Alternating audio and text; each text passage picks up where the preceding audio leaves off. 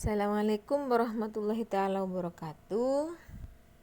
Bagaimana kabarnya anak-anak? Semoga kita semua dalam keadaan sehat dan tetap semangat. Baik, untuk pagi ini kita akan belajar akidah akhlak tentang rukun iman.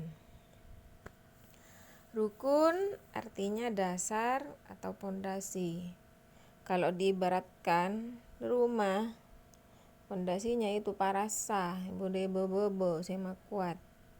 Iman artinya percaya atau yakin. Rukun iman adalah dasar kepercayaan umat Islam. Setiap muslim wajib meyakini rukun iman. Rukun iman harus kita percayai di dalam hati, diucapkan dengan lisan dan dibuktikan dengan perbuatan. Di dalam hati kita percaya, terus diucapkan dan dilakukan, dibuktikan.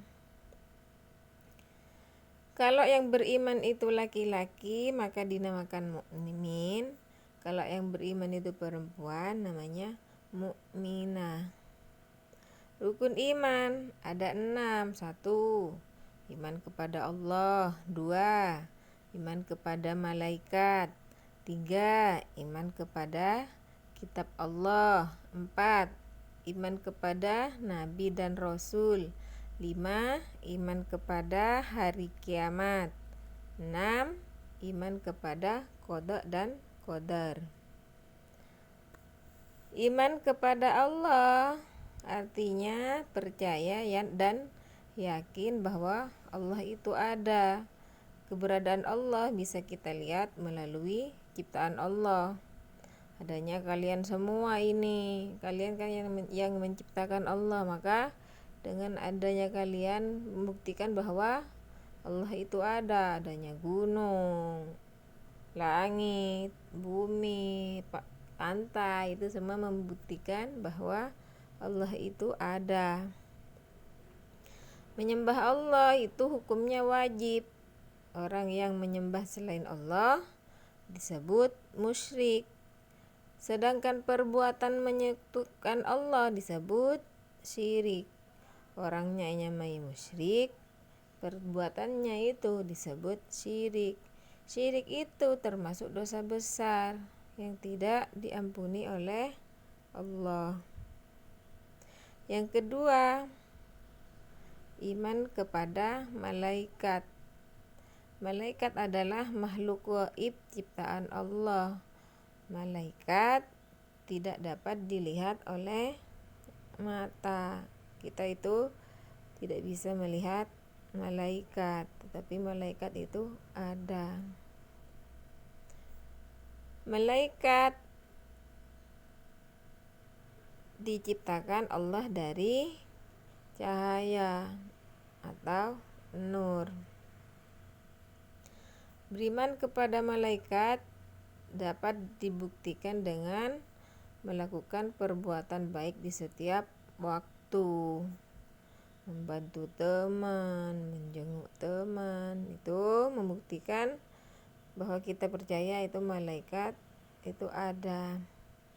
Malaikat yang wajib kita ketahui ada 10. 1.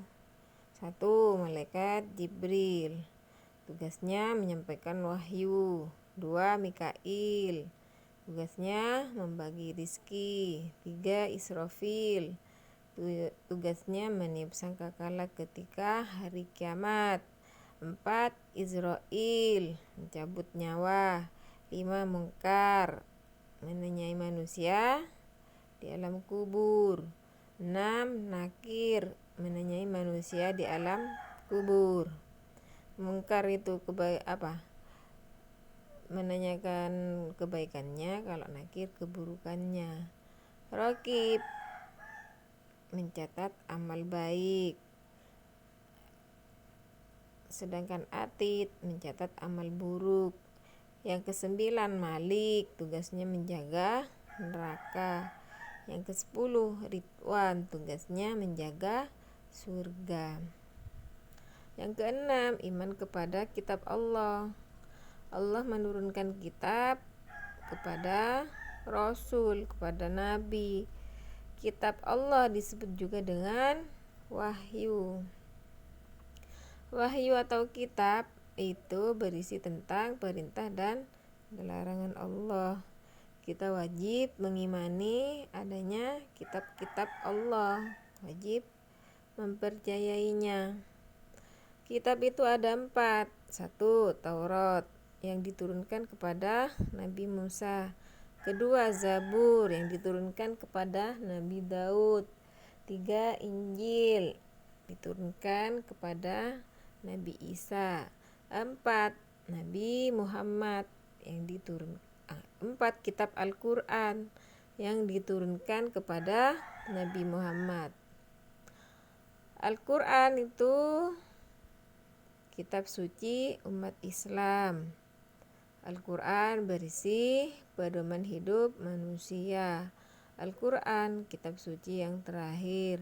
Al-Quran setiap hurufnya di dalamnya bernilai pahala. Makanya kalian itu harus rajin-rajin membaca Al-Quran. Yang keempat, iman kepada Nabi dan Rasul.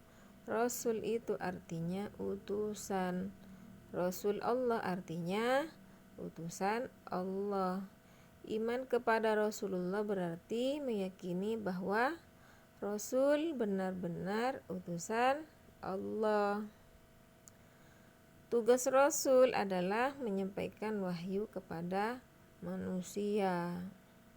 Kita harus meneladani sikap mulia Rasulullah, harus mencontoh sikap-sikap Rasul, sikap-sikap Nabi.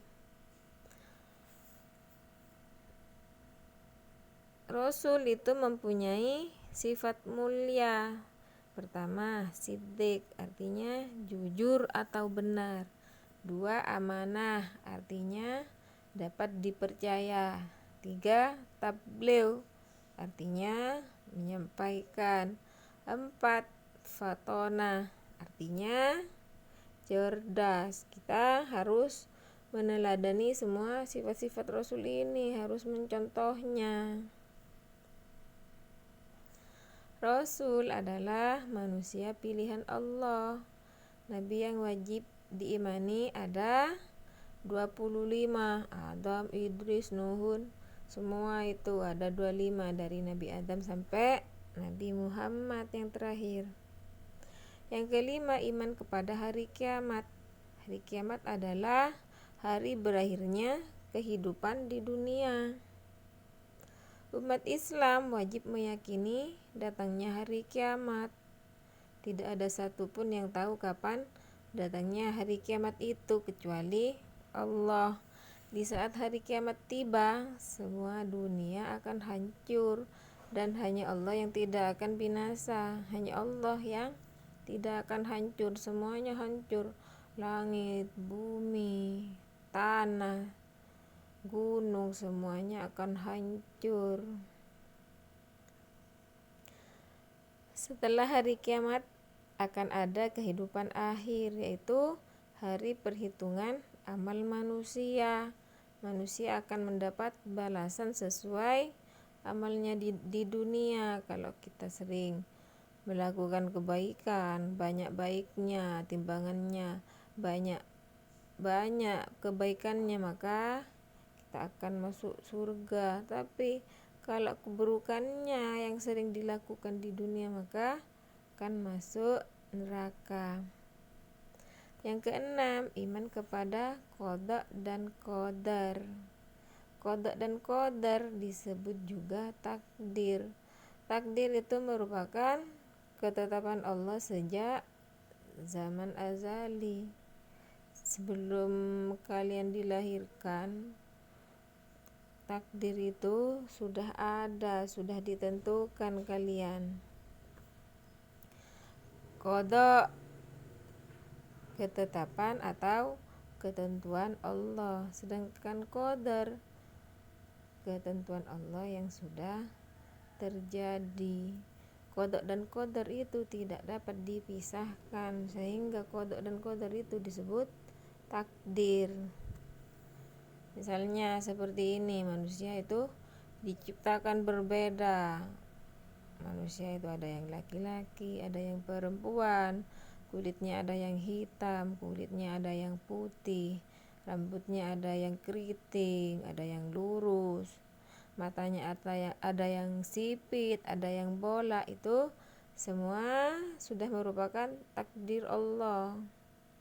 Ya, sudah ditetapkan takdirnya. Allah Maha Kuasa atas ciptaannya.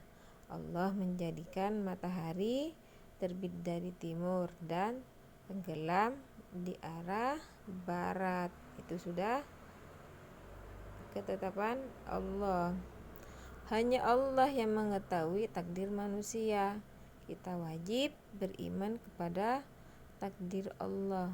Setiap ketentuan Allah harus diterima dengan ikhlas. Kita hanya harus berusaha dan berdoa. Mungkin hanya ini yang dapat Bu Guru sampaikan. Kurang lebihnya mohon maaf. Wassalamualaikum warahmatullahi taala